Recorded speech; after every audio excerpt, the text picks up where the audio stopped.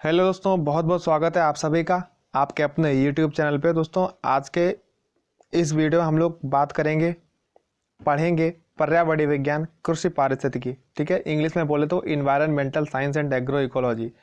इसके दोस्तों आज के इस पार्ट थर्ड में हम लोग लेके आए हैं 100 क्वेश्चंस और पिछले 50-50 क्वेश्चंस आप देख चुके हैं पिछले पार्ट्स में। तो कुल मिला के आपके 200 क्वेश्चंस आज कंप्लीट होने वाले हैं। तो इस खुशी में दोस्तों एक लाइक तो मार ही दीजिएगा और साथ ही साथ सब्सक्राइब भी कर दीजिएगा अगर आप चैनल पे नए हैं। और पुराने नए कोई भी अगर आप हैं, वीडियो को आप इसका रिव्यू ज़रूर हमें कमेंट में बताइए कि आपको कैसा लगा और आपको अन्य किस टॉपिक पे वीडियोस चाहिए। आपको पता ही है कि इस चैनल पे आपको बीएससी एग्रीकल्चर रिलेटेड जो सीरीज़ है उसी के आपको वीडियोस मिलते रहेंगे 7 सेमेस्टर से रिलेटेड। ठीक है, तो चलिए दोस्तों आगे बढ़ते हैं और हमारे 100 क्वेश्चंस जल्दी से कवर कर लेते हैं। कौन सी गैस वायुमंडल में सबसे अधिक सांद्रता रखती है? ठीक है, कौन सी गैस वायुमंडल में सबसे अधिक सांद्रता रखती है? तो वो दोस्तों है आपकी आर्गन। ठीक है, आगे चलते हैं। वेंटिलेशन कॉफिशिएंट है। ठीक है, वेंटिलेशन गुणांक, कॉफिशिएंट माने हिंदी में गुणांक होता है। तो वेंटिलेशन कॉफिशिएंट आपका है product of maximum mixing depth and average wind speed, ये आपका होता है। आगे चलते हैं। मच्छर विकर्षित कुंडली में कौन सा रसायन पाया जाता है? तो मच्छर विकर्षित कुंडली में पाया जाता है आपका डेरिवेटिव्स ऑफ एल्थ्रिन। ठीक है, एलेथ्रिन। आगे चलते हैं दोस्तों। वायुमंडल में कार्बन डाइऑक्साइड की सांद्रता किस दर से बढ़ रही है? ठीक है, वायुमंडल में CO2 हमारी बढ़ रही है, ऑक्सीजन कम हो रही है, पहले भी आपको बता चुका हूँ। तो वो किस दर से आपकी बढ़ रही है? तो वो आपकी बढ़ रही है 0.4% की दर से इंक्रीज हो रही है। ठीक है, बढ़ रही है। आगे चलते हैं। ओजोन कलम मोटाई के लिए एक मानक तापमान ई दाब पर एक दाबसन इकाई की मोटाई होती है। तो वो दोस्तों आपकी होती है 0.1 मिमी यानी मिलीमीटर। विज्ञान और पर्यावरण केंद्र वर्तमान 2008 के निदेशक हैं। ठीक है, तो वो निदेशक हैं आपके सुनीता नारायण। ठीक है, आगे चलते हैं। सर्वप्रथम कौन सा क्लोरोफ्लोरोकार्बन खोजा गया? सर्वप्रथम कौन सा क्लोरोफ्लोरोकार्बन खोजा गया? तो CFC12 था। आगे चलते हैं।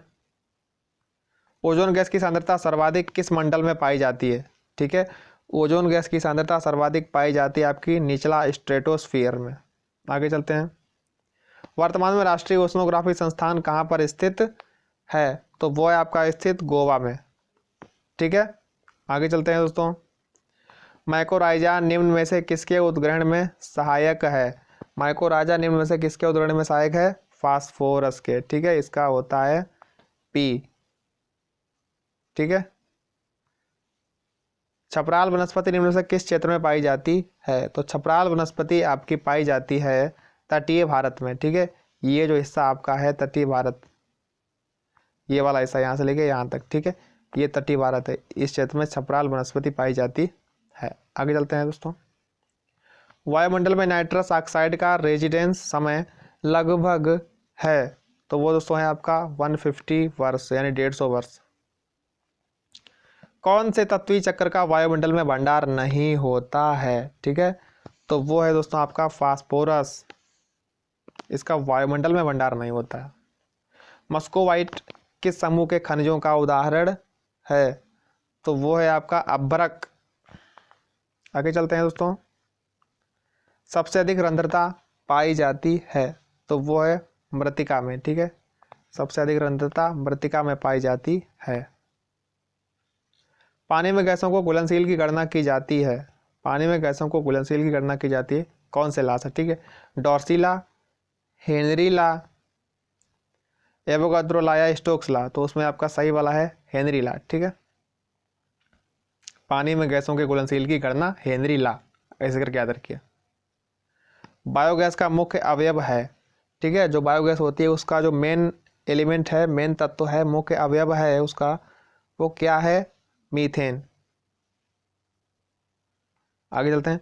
पृथ्वी की सतह का वास्तविक वैश्विक औसत तापमान लगभग है? तो वो है दोस्तों आपका 288 केल्विन। आगे चलते हैं। भारत में पर्यावरण मंत्रालय किस वर्ष स्थापित किया गया? Most important questions environmental science के लिए। भारत में पर्यावरण मंत्रालय किस वर्ष स्थापित किया गया? 1980 में। पृथ्वी की आयु लगभग कितनी है? तो पृथ्वी की आयु है आपकी 4.5 बिलियन वर्ष। ठीक है, 4.5 बिलियन वर्ष। आगे चलते हैं दोस्तों। मीथेन व कार्बन डाइऑक्साइड के बाद बायोगैस में तीसरी मुख्य कौन सी गैस होती है? हाइड्रोजन होती है। ठीक है। कैडमियम विषाक्तता का प्रभाव शरीर के किस अंग को प्रभावित करता है? तो वो आपका करता है दोस्तों गुर्दे को, मेन अंग को प्रभावित कर देता है आपका। ठीक है।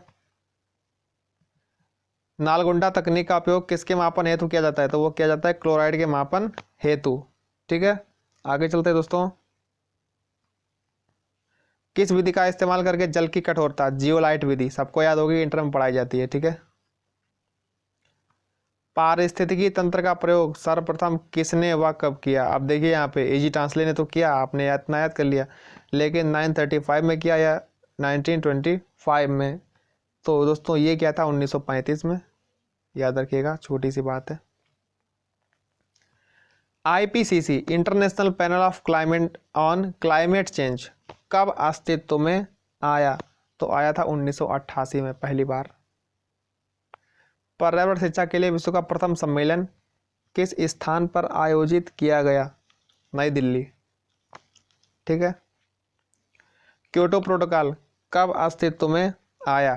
तो वो दोस्तों आपका आया था 16 फरवरी सन 2005 में। ठीक है। आगे चलते हैं दोस्तों। भारतीय पेट्रोलियम संस्थान, इंडियन इंस्टीट्यूट ऑफ पेट्रोलियम, ठीक है, भारतीय पेट्रोलियम संस्थान आईआईपी कहाँ पर स्थित है? नई दिल्ली, गोवा, देहरादून या मुंबई? ठीक है। तो वो है आपका दोस्तों देहरादून में। आगे चलते हैं दोस्तों। ब्यूटिफिकेशन के लिए मुख्य रूप से कौन जिम्मेदार है? ब्यूटिफिकेशन के लिए मुख्य रूप से कौन जिम्मेदार है? ठीक है। तो वो है दोस्तों आपका फास्फेट। प्रति किलोमीटर ऊंचाई पर तापमान की सामान्य गिराव दर होती है 6.4 डिग्री प्रति सेंटीग्रेड। यानी जब 1 किलोमीटर आप ऊपर बढ़ेंगे और यहाँ मान लीजिए तापमान 16.4 डिग्री सेंटीग्रेड है, तो जब आप 1 किलोमीटर ऊपर ऊंचाई पर बढ़ेंगे तो आपको रह जाएगा वहाँ पर 10 डिग्री सेंटीग्रेड। संपूर्ण पृथ्वी का एल्बिडो प्रतिशत है, संपूर्ण पृथ्वी का एल्बिडो प्रतिशत है 30। ठीक है। वायुमंडलीय आर्द्रता मापी जाती है, वायुमंडलीय आर्द्रता मापी जाती है हाइग्रोमीटर से। ठीक है। जीवन की उत्पत्ति किस युग से संबंधित है? जीवन की उत्पत्ति किस युग से संबंधित है? तो आर्चेओजोइक एरा। ठीक है, सी ऑप्शन सही है।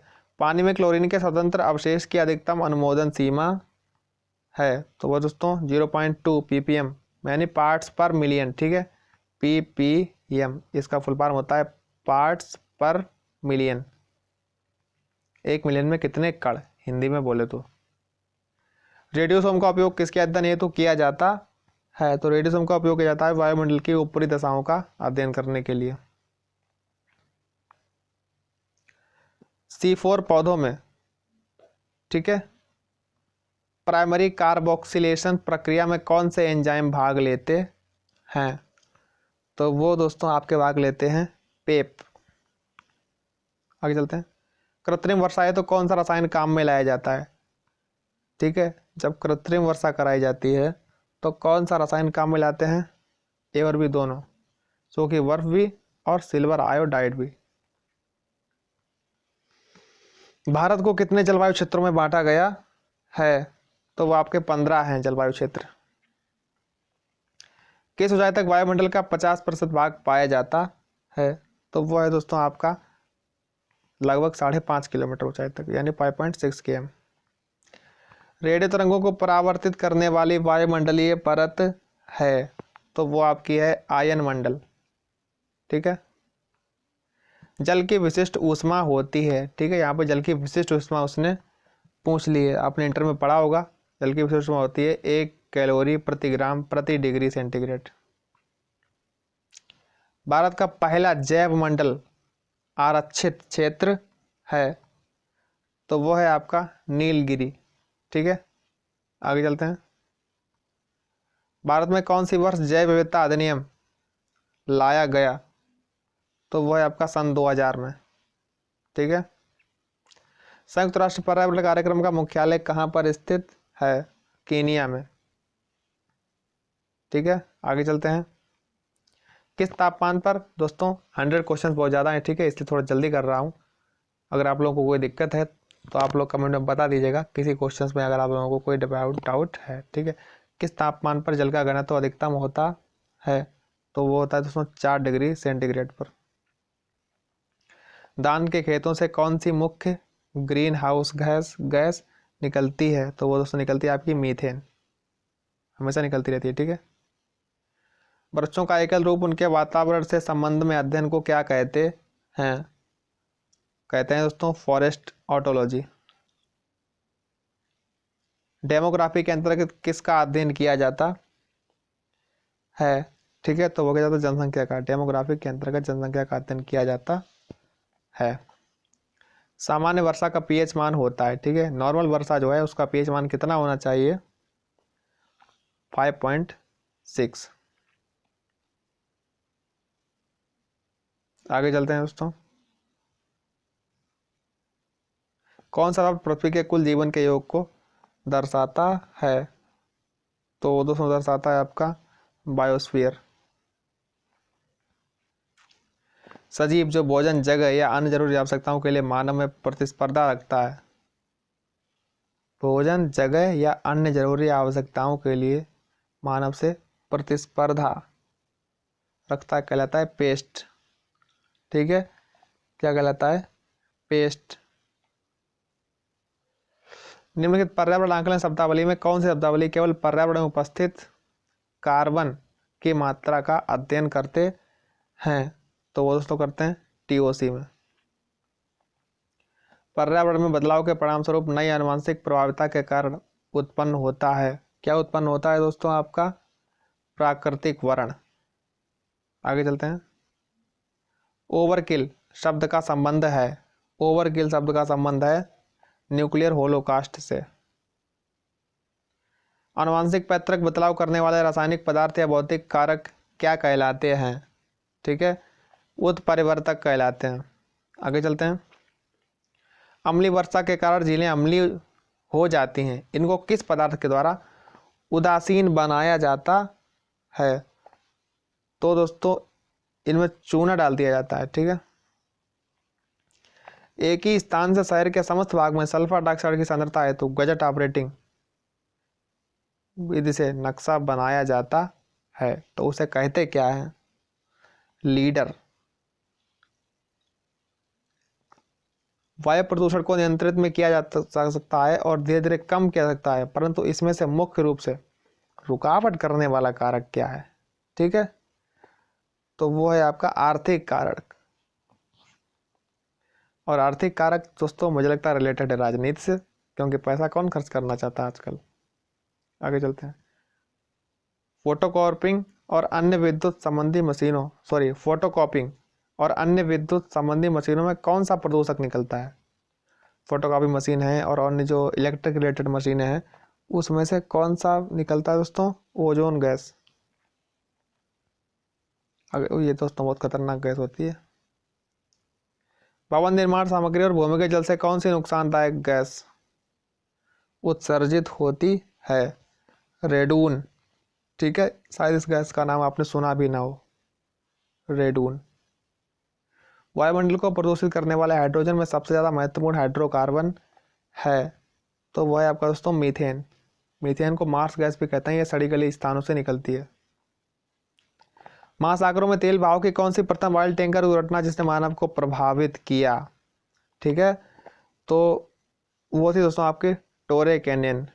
ये तोरे लिखा है, टोरे है। ठीक है। केंचुए की सतह से जो खाद बनाई जाती है उसे क्या कहते हैं? केंचुए की सहायता से जो खाद बनाई जाती है उसे कहते हैं वर्मी कंपोस्टिंग। ठीक है, वर्मी कंपोस्ट। केंचुए का रोल दोस्तों बहुत ही मोस्ट इंपॉर्टेंट है हमारी खेती में, लेकिन आजकल हमारा केंचुआ खत्म हो चुका है। ठीक है। माइकोराजा में किसका सह संबंध होता है? माइकोराजा में किसका सह संबंध होता है? उच्च कुल के पौधे व कवक का। आगे चलते हैं दोस्तों। गंगा एक्शन प्लान कब शुरू हुआ? जून 1985 में गंगा एक्शन प्लान शुरू हुआ और ये अब तक चल रहा है दोस्तों। भारत में खारे पानी की सबसे बड़ी झील है, भारत में खारे पानी की सबसे बड़ी झील है चिल्का झील, उड़ीसा। ठीक है, अब ये वुलर झील ये मीठे पानी की सबसे बड़ी झील है कश्मीर में। ठीक है, और ये खारे पानी की। लंदन स्मॉग में मुख्य प्रदूषक था, तो लंदन स्मॉग में मुख्य प्रदूषक था सल्फर डाइऑक्साइड SO2। आगे चलते हैं। अम्लीय वर्षा में दोस्तों इसका मुख्य कारण होता है, ठीक है, अम्लीय वर्षा में मुख्य घटक क्या होता है SO2, इसको याद रखिएगा आप। गैस क्रोमेटोग्राफी में DDT के लिए डाइमोनियम डाइक्लोरो ट्राइक्लोरो एथेन, इसका फुल फॉर्म होता है, के लिए कौन सा अभिज्ञापक उपयोग में लाया जाता है, तो दोस्तों आपका इलेक्ट्रॉन कैप्चर डिटेक्टर।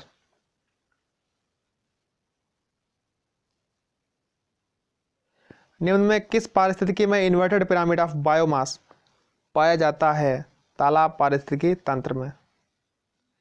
डीनाइट्रिफिकेशन प्रक्रिया में नाइट्रोजन किस रूप में निकलती है, A और B दोनों रूप में, अमोनिया में भी और नाइट्रोज के रूप में भी। सहजीवन शब्द किसके द्वारा दिया गया, सहजीवन शब्द किसके द्वारा दिया गया, डी वेरी। किस प्रकार का सहजीवन ऑब्लिगेटरी होता है, किस प्रकार का सहजीवन ऑब्लिगेटरी होता है, म्यूचुअलिज्म। ठीक है, आगे चलते हैं। हाइपर वॉल्यूम निच अवधारणा किसके द्वारा दी गई, तो हाइपर वॉल्यूम निच अवधारणा हचिनसन के द्वारा दी गई। वाहन जनित प्रदूषक मुख्य रूप से उत्सर्जित करता है, तो वो दोस्तों होती है कार्बन मोनोऑक्साइड। ठीक है, CO माने कार्बन मोनोऑक्साइड। निम्न के जंतुओं के वर्गों में नाभिकीय किरणों में सबसे कम प्रभावित होने वाला वर्ग है। ठीक है, नाभिकीय किरणों से सबसे कम प्रभावित होने वाला कौन सा वर्ग है दोस्तों, वह है आपका एक कोशिकीय जीव। समुद्र व महासागरों का कौन सा क्षेत्र सबसे ज्यादा प्रदूषित होता है, तो वो दोस्तों आपका तटीय है, क्योंकि यहीं पे सबसे ज्यादा प्रदूषण होता है। और क्यों होता है, क्योंकि समुद्र जो है अपने अंदर के सभी चीजों को किनारे कर देता है, इसीलिए। पैसिफिक अटोल पर कौन से नाभिकीय बम का परीक्षण किया जाता है, तो वो आपका हाइड्रोजन बम। चट्टानी ढलानों पर सर्वप्रथम किसका जीवन शुरू हुआ, ठीक है, चट्टानी ढलानों पर सबसे पहले जीवन शुरू हुआ था लाइकेन का। लाइकेन के बारे में आप अगर बायोलॉजी से पढ़ें तो समझ गए होंगे। जब एक जीव दूसरे जीव का उपभोग करता है तब किसका क्षय होता है, तो वो होता है दोस्तों ऊर्जा का होता है क्षय। संख्या पिरामिड की पारिस्थितिकी अवधारणा किसके द्वारा दी गई, तो वो दी गई चार्ल्स एल्टन के द्वारा। भारत में मिट्टी बचाओ आंदोलन कहाँ शुरू हुआ, होशंगाबाद के, मध्य प्रदेश के होशंगाबाद में। ठीक है, भारत में कृषि उपयोग तो DDT कब प्रतिबंधित कर दिया गया दोस्तों, DDT ये चूहों को मारने के लिए बनाई गई थी, ये बहुत ही नशीली दवा होती है, लेकिन इसको बंद कर दिया गया क्योंकि इससे जो लोग सुसाइड बहुत ज़्यादा कर रहे थे। ठीक है, इसीलिए इसको बंद कर दिया गया, ये थोड़ी खतरनाक ज़्यादा थी, इसीलिए इसको बंद कर दिया गया 1985 में। ठीक है, 1985 में इंडियन गवर्नमेंट ने इसको बैन कर दिया। और आप कह रहे होंगे कि चूहा मारने की दवाई नहीं आती क्या, दोस्तों आती है, लेकिन उसमें परसेंटेज कम कर दिया गया उन्होंने पॉइजन का। ठीक है, जिससे कि सामान्य नागरिक की मौत नहीं हो सकती अगर उसको मतलब जब पता तो चल ही जाता है, लेकिन ये DDT थोड़ी ज़्यादा खतरनाक थी। भारत में बायोगैस के उत्पादन के लिए बायोगैस प्लांट में किसकी आवश्यकता होती है, कृषि अपशिष्ट की। भारत में सर्वप्रथम कौन से वन क्षेत्र को नियंत्रण व संरक्षण प्रदान किया गया, मालाबार। ठीक है, आगे चलते हैं दोस्तों। भारत में सर्वप्रथम राष्ट्रीय वन नीति कब पारित की गई, सर्वप्रथम राष्ट्रीय वन नीति कब पारित की गई, तो वो आपके पारित की गई थी 1952 में। ठीक है, कौन सा पौधा गैसोलाइन प्लांट कहलाता है, कौन सा पौधा गैसोलाइन प्लांट कहलाता है, यूफोर्बिया लेथाइरिस। 3 माइल आइलैंड डिजास्टर घटना कब घटित हुई? तो वो आपकी घटित हुई थी 1979 ईस्वी में। ठीक है। उत्तर प्रदेश का प्रस्तावित राज्य प्रतीक वृक्ष है। ठीक है। प्रस्तावित दोस्तों आपका बरगद है और वैसे आपका है कौन सा? सीता अशोक। विश्व ओजोन दिवस 16 सितंबर। ठीक है। विश्व किसान दिवस 23 दिसंबर। स्वचालित वाहनों से होने वाला प्रदूषण है, तो स्वचालित वाहनों से उसमें वायु प्रदूषण होता है, क्योंकि वो कौन से गैस छोड़ते हैं? CO, carbon monoxide. सरसों के बीज के लिए अंकुरण के लिए उपयुक्त तापक्रम होता है 20 से 25 डिग्री सेल्सियस। इकोलॉजी शब्द ग्रीक भाषा से बना है। ठीक है। कौन सा वैज्ञानिक इकोलॉजी से रिलेटेड है? तो वो तो सबको पता है, अर्नेस्ट हकेल। निम्न में कौन सी गेहूं की प्रजाति है? तो वो है आपकी UP 2003। ठीक है। UP 2003 जो प्रजाति आपकी किससे रिलेटेड है? गेहूं से। कौन सा पादप समुदाय का लक्षण है? प्रभाविता। ये बेस्ट है क्वेश्चन। हरित क्रांति के प्रारंभ करने में किस फसल का प्रमुख योगदान था? दोस्तों सबसे ज्यादा योगदान था हमारी गेहूं की फसल का। चिपको आंदोलन कहाँ शुरू हुआ? तो दोस्तों चिपको आंदोलन हरिद्वार उत्तराखंड में शुरू हुआ था, और उत्तराखंड के कहाँ पे? चमोली में। ये UPSC का क्वेश्चन बन गया। गांव में फसलों के अवशेष कार्बनिक पदार्थों का प्रमुख उपयोग है किसमें? खाद बनाने में। ठीक है। ये लिखित पढ़त में खाद बनाने में है, लेकिन मैंने दोस्तों ऐसा देखा नहीं है। ठीक है। लेकिन आप क्वेश्चन फंस जाए तो आप इसी पे टिक करिएगा, खाद बनाने में। ठीक है। तो दोस्तों इसी प्रकार के क्वेश्चंस मैं इस चैनल पे लाता रहता हूँ, और अगर आप चैनल पे नए आए हो तो एक बार फिर आप कहूँगा, फालतू के चैनल तो सब्सक्राइब कर ही देते हो, साथ ही साथ इसको भी कर दीजिएगा। आपको हमेशा ज्ञानवर्धक चीज़ें ही इस चैनल पे मिलेंगी। ठीक है। और अगर आप BSc एग्रीकल्चर से रिलेटेड हैं तो आप बिल्कुल इसको सब्सक्राइब करके रखिए, और वीडियो अच्छा लगा तो इसको लाइक करिए, और कमेंट में हमें बताइए कि आपको वीडियो कैसा लगा। तो मिलते हैं दोस्तों अगले वीडियो में, तब तक के लिए नमस्कार।